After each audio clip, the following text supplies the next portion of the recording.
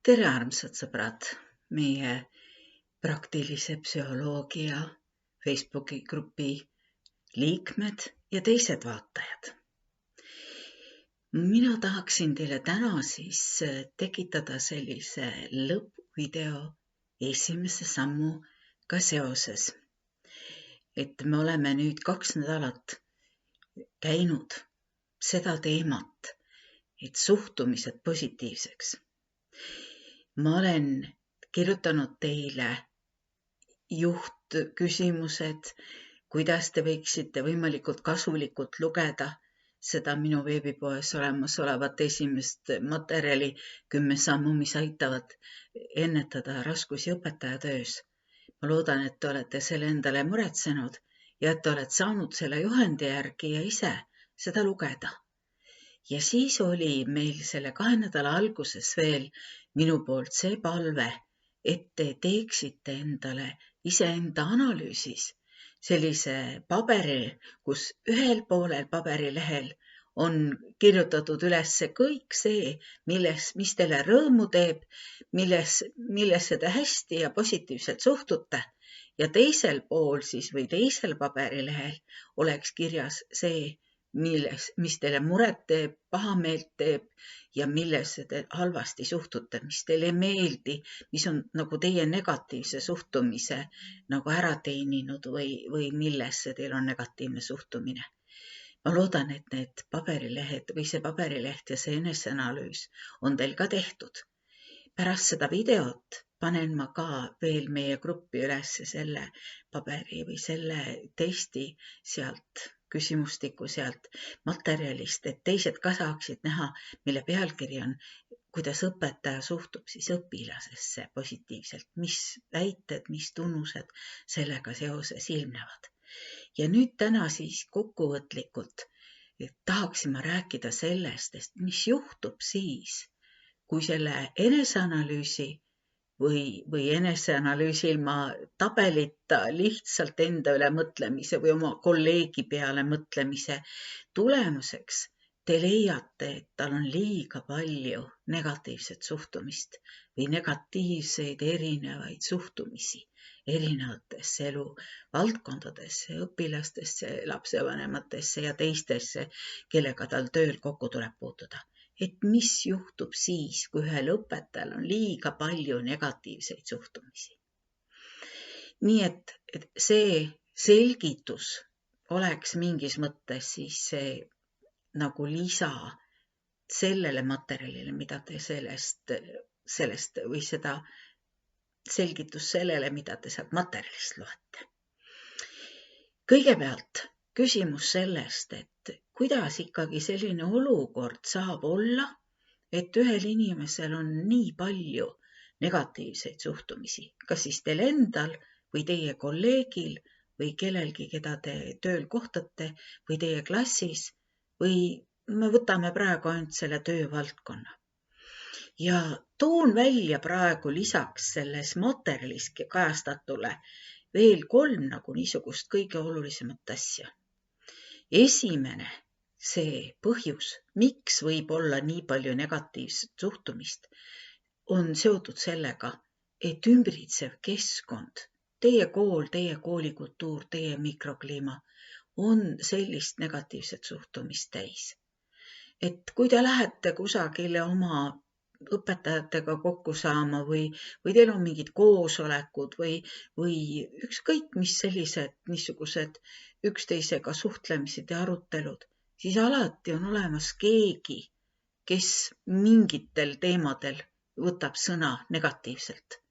Ta kas räägib negatiivselt mingitest õpilastest või räägib lapsevanematest või räägib negatiivselt õpetaja elukutsest üldse või räägib negatiivselt nagu oma ainest või nendest tundidest, et see niisugune negatiivne suhtumine on kindlasti väga nakkav.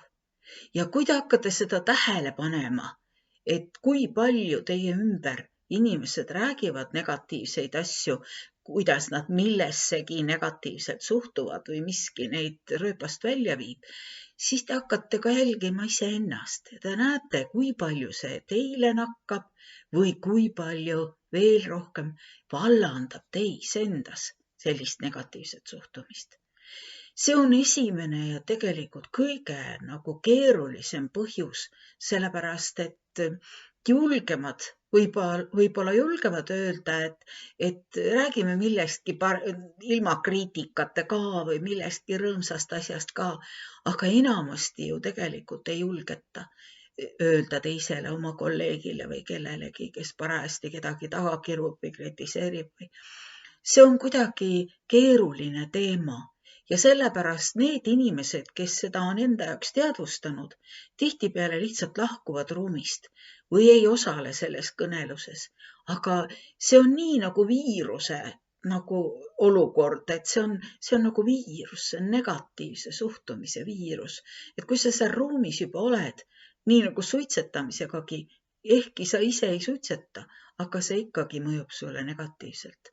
Ja see negatiivne energia on selline energia, mis meis olles hakkab kahju tekitama. Nüüd teine põhjus, miks see selline negatiivsete suhtumiste ülekaal võib olla mõnel õpetajal või inimesel või teie koolis töötaval inimesel, on seotud sellega, et liiga palju on selliseid ülesandeid, selliseid teemasid, selliseid tegevusi, sellist tööd, millega päris hästi toime ei tule. Ja siis käivitub see enesekaitseline reaktsioon, kus siis selle asemel, et püüda nagu aktiivsemalt leida lahendusi nendele lahendamata probleemidele või negatiivselt rasketele töödele või arusaamatusi tekitavatele kõnelustele. Selle asemel on kergem hakata nendesse negatiivselt suhtuma ja kas või lihtsalt neid hülgama või mitte tegelema või kritiseerima neid, kes on välja mõelnud või neid, kes sellega on seotud. Et see on ka väga nagu tihti esinev põhjus, miks ühel õpetajal võib olla palju negatiivseid suhtumisi. Ja kui te nüüd iseennast jälgite ja vaatate, siis vaadake oma seal tabelis, et kas seal on olemas neid põhjusi mõne inimesega seotud, mõne inimesega, kellega teil on raske suhelda.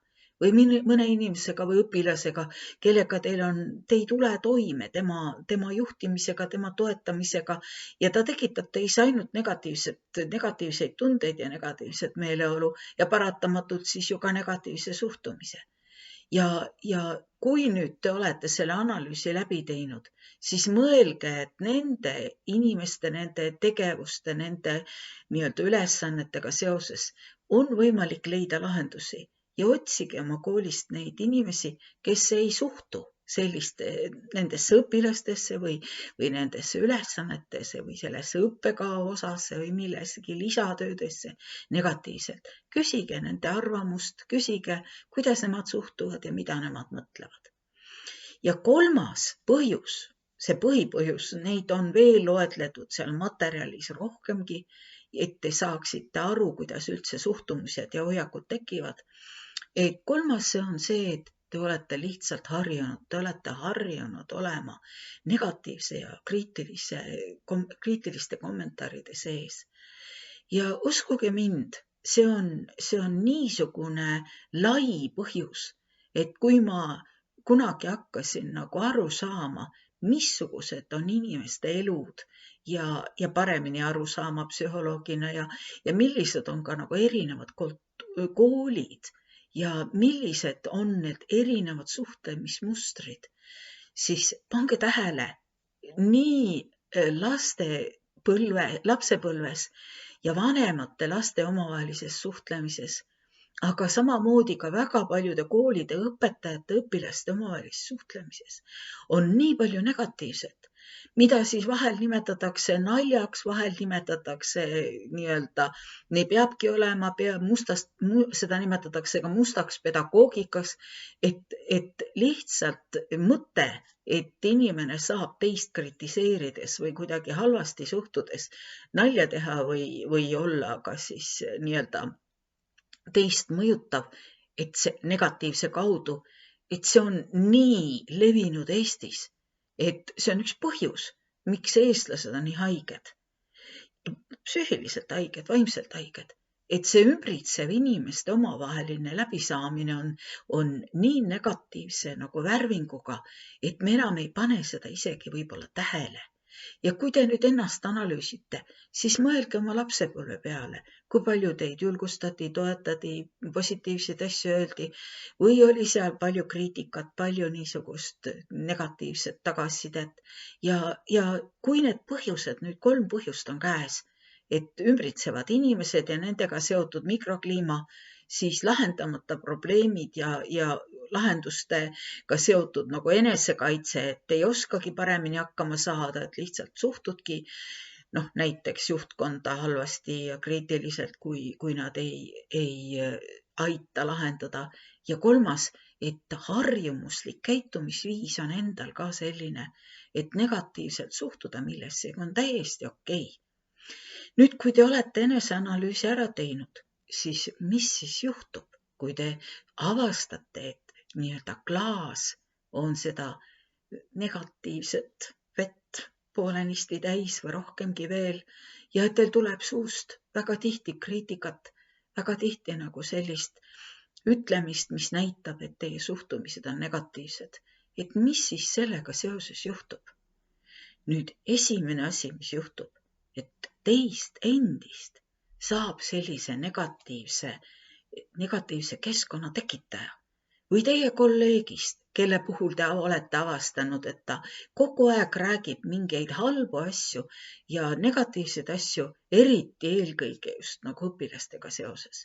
Aga et kõik need kokkusaamised, kõik need niisugused, isegi võib-olla mingid sünnipäevad ja väljasõidud, et need võivad olla mõne inimese poolt selles mõttes ära mürgitatud, et seda negatiivset suhtumist on liiga palju. Ja olge julged, kui teie olete märganud seda, et teie koolis või teie selles õpetajate grupis kuskil on negatiivset palju, siis palun ärge ise lisage sinna enam omalt poolt juurde. Et esimene ongi see, mis siis juhtuma hakkab, et inimesed muudavad üksteise tuju negatiivseks, halvaks. Ja selle tõttu selles grupis olemine või nendel kokkusaamistel olemine tõmbab inimeste energia maha, nende positiivsuse maha, nende emotsioonid muutuvad negatiivseks, nende niisugune enesetunne muutub negatiivseks, kõik selle tõttu, et inimesed ei teadvusta endale seda, et õpetaja ka ei teadvusta endale seda, kuidas ta näiteks suhtub lapsevanematesse.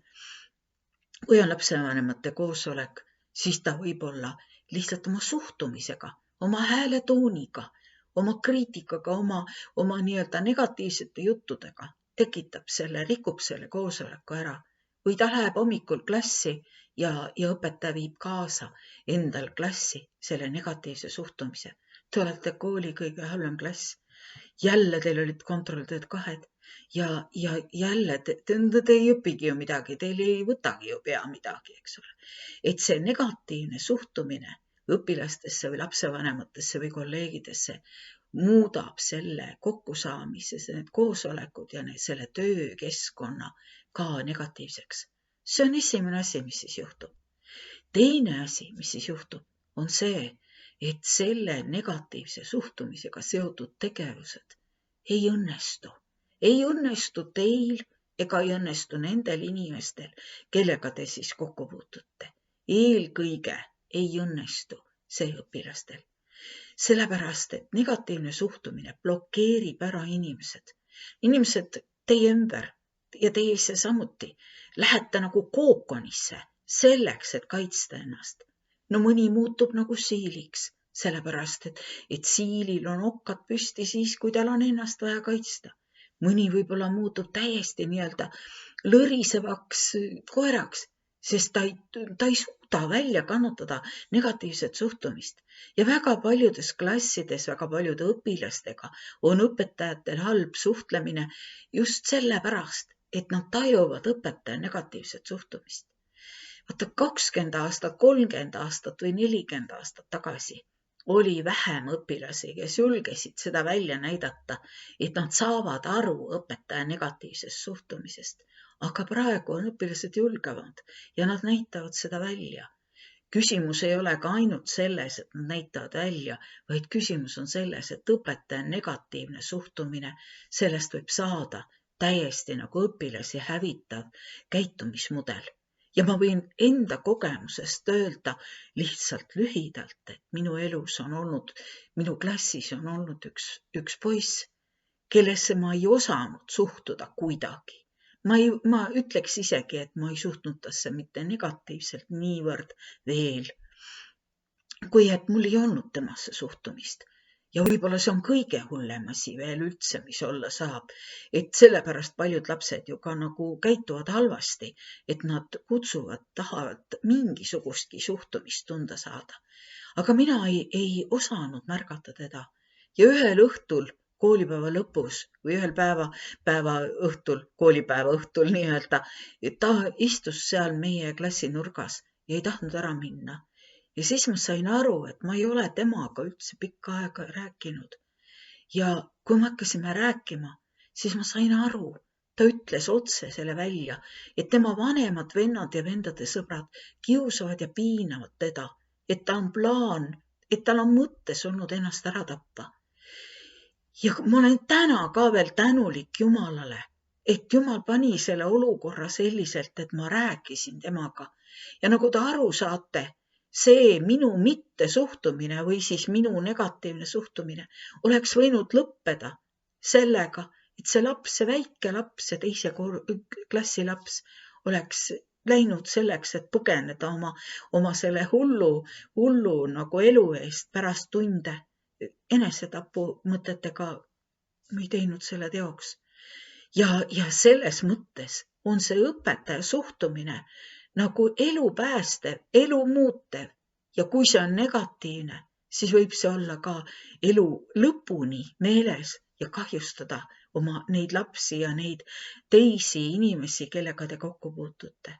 Ja loomulikult kõik need konfliktid, mille üks põhjus on just see negatiivne suhtumine. Ja viimane asi, mis juhtub siis, kui õpetajal on väga palju negatiivset suhtumist, on see, et negatiivne suhtumine varem või hiljem teeb inimese haigeks. Nii palju on räägitud sellest, et vähk ja muud suured haigused on seotud just sellest negatiivsest energiast. Aga teine asi on see, et palju rohkem mõjutab see inimese vaimset tervist. Ja nii nagu võib öelda, et depressioonid puhul on see vastandtunne tegelikult viha ja negatiivsus. Et vahel mõned inimesed lihtsalt kukuvad depressiooni sellepärast, et neil on nii palju negatiivset ja nad ei saa sellega lihtsalt hakkama. Nende ümber võib olla nii palju negatiivset.